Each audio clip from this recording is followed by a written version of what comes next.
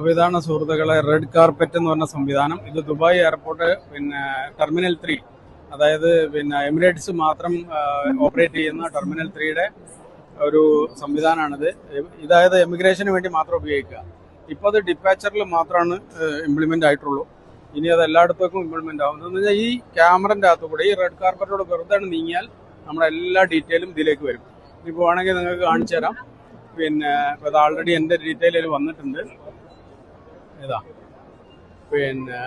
ഇതാ ഞാൻ ആൾറെഡി എൻ്റെ ഡീറ്റെയിൽ ഇതിൽ വന്നിട്ടുണ്ട്. അതില്ലേ ഞാൻ ജസ്റ്റ് അതിന് നടന്നു വന്നിട്ടേ ഉള്ളൂ. അപ്പോൾ ഇനി പാസ്പോർട്ട് വേണ്ട, ID കാർഡ് വേണ്ട, ഒന്നും വേണ്ട. ഫ്രീ ആയിട്ട് ഈ ഒരു ക്യാമറൻ്റെ അകത്തോടി വന്നു കഴിഞ്ഞാൽ തന്നെ നിങ്ങൾക്ക് ഒരു പാസ്പോർട്ട് ഇല്ലാതെ, ID കാർഡ് ഇല്ലാതെ നിങ്ങളെ സ്കാൻ ചെയ്ത് നിങ്ങൾക്ക് നേരെ പുറത്തേക്ക് പോകാം.